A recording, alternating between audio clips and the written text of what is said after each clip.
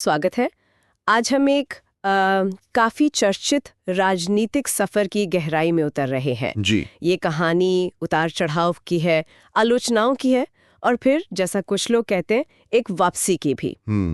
हमारे पास राहुल गांधी संघर्ष से वापसी तक नाम की एक किताब के कुछ अंश है और आज हम देखेंगे कि इन अंशों में क्या नजरिया पेश किया गया है। बिल्कुल। और देखिए, ये समझना जरूरी है कि हमारे पास पूरी किताब नहीं है, सिर्फ कुछ हिस्से हैं। सही। तो आज हमारा काम ये है कि इन अंशों में राहुल गांधी के सफर को, खासकर उनकी चुनौतियों और जिसे लेखक वापसी कह रहे हैं, उसको कैसे दिखाया गया है ये समझें। हाँ, मतलब लेखक का पर्सपेक्टिव क्या है। बिल्कुल।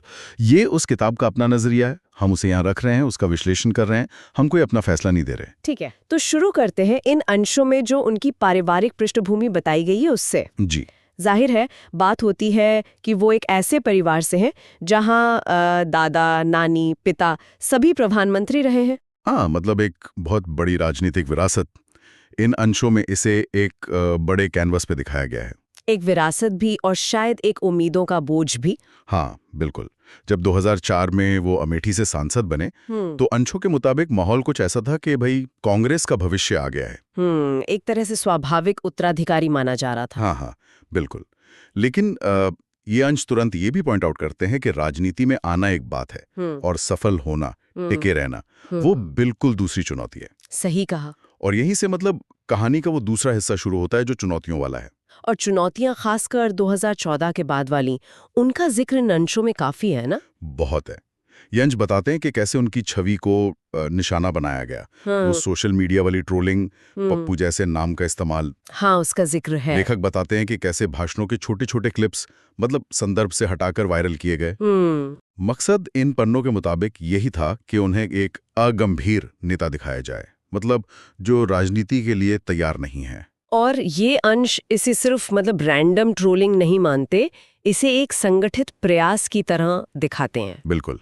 लेखक का तर्क यही है कि ये सतही मजाक नहीं था, इसके पीछे एक सोची समझी रणनीति थी, उनकी राजनीतिक क्रेडिबिलिटी को ही खत्म करने की कोशिश। अच्छा। इसमें मीडिया के कुछ हिस्सों और सोशल मीडिया का कैसे इस्तेमाल हुआ, इसका भी थोड़ा विवरण है इन पन्नों में। और फिर 2019 की हार, अमेठी वाला चुनाव हारना, उसे लेखक कैसे देखते हैं।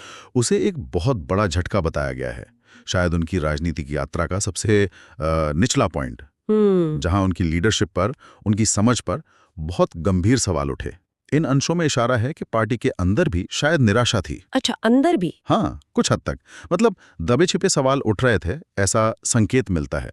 लेखक के अनुसार ये वो टाइम था जब कई लोगों ने शायद मान लिया था कि भाई इनका पॉलिटिकल करियर अब ढलान पर है। ऐसी बातें भी थी कि शायद ब्रेक ले लें या हाँ, इस तरह की अटकलें थी, ऐसा भी इन अंशों में जिक्र है। लेकिन यहीं पे कहानी थोड़ी बदलती है ना, इन अंशों के हिसाब से। बिल्कुल। हार मानने की बजाय लेखक कहते हैं उन्होंने रास्ता अलग चुना, अध्यक्ष पद छोड़ा, जिम्मेदारी ली, पर राजनीति नहीं छोड़ी। हाँ, और इन पन्नों के मुताबिक उन्होंने जमीन पर और ज्यादा काम करना शुरू किया। लेखक इसे एक सचेत मतलब कॉन्शियस स्ट्रैटेजी शिफ्ट मानते हैं। तो ये एक टर्निंग पॉइंट था लेखक के अनुसार। हाँ, इसे एक निर्णायक मोड़ की तरह पेश किया गया है कि हार को अंत नहीं बल्कि एक मौका समझा अपने राजनीति की दिशा बदलने का, खुद को शायद रीडिफाइन करने का। और अध्यक्ष पद छोड़ना, उसे भी एक नैतिक कदम बताया गया है, जिम्मेदारी लेने का तरीका। और फिर इसी बैकग्राउंड में आता है वो कदम जिसे लेखक उनकी वापसी की चाबी मानते हैं, भारत जोड़ो यात्रा। भारत जोड़ो यात्रा, हाँ, इसका तो जिक्र बहुत डिटेल में है इन अंशों में। जी। 4000 किलोमीटर से ज्यादा पैदल चलना, कन्याकुमारी से कश्मीर, ये आंकड़े ही अपने आप में काफी बड़े हैं। बिल्कुल। पर लेखक सिर्फ किलोमीटर की बात नहीं कर रहे हैं, वो यात्रा के तरीके पर जोर दे रहे हैं। अच्छा, कैसे?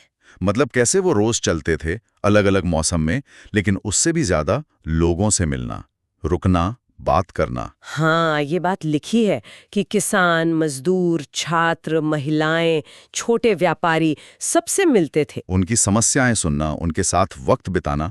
ये अंश यात्रा के इस भावनात्मक और संवादात्मक पहलू पर ज्यादा फोकस करते हैं, बजाय सिर्फ चलने के। इसे एक तरह की तपस्या जैसा भी कुछ लेखक कहते हुए लगते हैं इन अंशों में। हाँ, कुछ वैसा ही चित्रण है।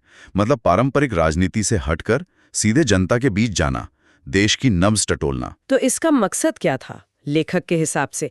एक तो छवि बदलना है ना। हाँ, वो सबसे अहम। वो जो अगंभीर या पार्ट टाइम पॉलिटिशियन वाली छवि थी उसे तोड़ना। दूसरा, देश की समस्याओं को फर्स्ट हैंड समझना। और तीसरा, शायद कांग्रेस कार्यकर्ताओं में नया जोश भरना। और ये छवि बदलने वाली बात, लेखक मानते हैं कि यात्रा इसमें कामयाब रही। हाँ, उनका तर्क यही है कि इस यात्रा ने उन्हें एक गंभीर, जमीन से जुड़े और लोगों से कनेक्ट करने वाले नेता के तौर पर दोबारा स्थापित करने में मदद की। अच्छा। वो कहते हैं कि महीनों तक लोगों ने उन्हें चलते देखा, आम लोगों से मिलते देखा, तो पुरानी छवि थोड़ी धुंधली हुई। क्या इसका कोई उदाहरण भी देते हैं लेखक, जैसे मीडिया कवरेज में बदलाव या कुछ? हाँ, वो इशारा करते हैं कि मीडिया का रवैया भी कुछ बदला। आलोचनाएं तो थीं, पर साथ में उनकी मेहनत को भी जगह मिली। सोशल मीडिया पर भी लेखक के अनुसार ट्रोल करना उतना आसान नहीं रहा, क्योंकि उनके समर्थन में भी आवाजें उठीं। वो कहते हैं कि पप्पू वाली इमेज पर इस यात्रा ने सीधी चोट की। तो इन अंशों के हिसाब से यात्रा सिर्फ एक घटना नहीं थी, इसने उन्हें राजनीतिक रूप से मजबूत किया। हाँ, और ये असर यात्रा के बाद भी जारी रहा, ऐसा ये पन्ने कहते हैं। अच्छा, कैसे? लेखक जिक्र करते हैं उनके संसद के भाषणों का, प्रेस कॉन्फ्रेंसेस का, रैलियों का, कि उन्होंने कुछ खास मुद्दों पर फोकस बढ़ाया।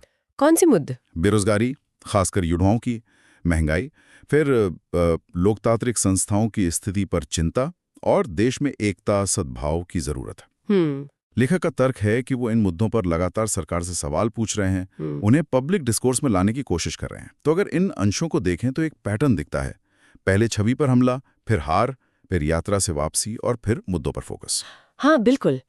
लेखक इसे इसी तरह से पेश करते हैं, एक तरफ बाहरी दबाव, दूसरी तरफ एक सचेत कोशिश अपनी राजनीति को रीशेप करने की। तो अंत में इन अंशों का निचोड़ क्या है? मतलब लेखक क्या कहना चाहते हैं इस पूरी कहानी से? निष्कर्ष काफी साफ है, जैसा इन पन्नों में लिखा है। ये कहानी है दृढ़ता की, धैर्य की और मेहनत की। लेखक का तर्क है कि राहुल गांधी को बार बार कमजोर करने की, खत्म करने की कोशिश हुई, पर वो टिके रहे और मजबूत होकर उभरे। एक लाइन है इन अंशों में जो शायद सेंट्रल आइडिया है, गिरकर उठना और मजबूत बनकर सामने आना ही राहुल गांधी का असली चरित्र है। गिरकर उठना और मजबूत बनकर सामने आना, ये लाइन वाकई इन अंशों के नजरिए को बयां करती है। जी। तो इन पन्नों के जरिए हमने राहुल गांधी के सफर का एक खास नजरिया देखा, चुनौतियां, हमले और फिर भारत जोड़ो यात्रा से एक नई पहचान बनाने की कोशिश, जैसा लेखक बताते हैं। बिल्कुल, ये संघर्ष से वापसी तक का एक वृत्तांत है जो इन अंशों में हमें मिला। और ये चर्चा जो पूरी तरह से इन किताब के अंशों पर आधारित थी। हाँ, ये जरूरी है याद रखना। ये एक दिलचस्प सवाल भी उठाती है ना? हाँ, बिल्कुल। और वो सवाल सीधे इन अंशों के नैरेटिव से जुड़ा है कि किसी भी पब्लिक फिगर की, खासकर राजनेता की, छवि कितनी बदल सकती है। कितनी फ्लूइड होती है इमेज। हाँ, और क्या जमीन पर जाकर लोगों से सीधा मिलना, जैसा भारत जोड़ो यात्रा में हुआ, वो उस बनी बनाई या बिगाड़ी गई छवि को वाकई बदल सकता है? ये सोचने वाली बात है। बिल्कुल। कि जन धारणाएं बनती कैसे हैं, बदलती कैसे हैं, जैसा कि ये अंश दावा कर रहे हैं। ये एक विचार है जो श्रोता अपने साथ ले जा सकते हैं।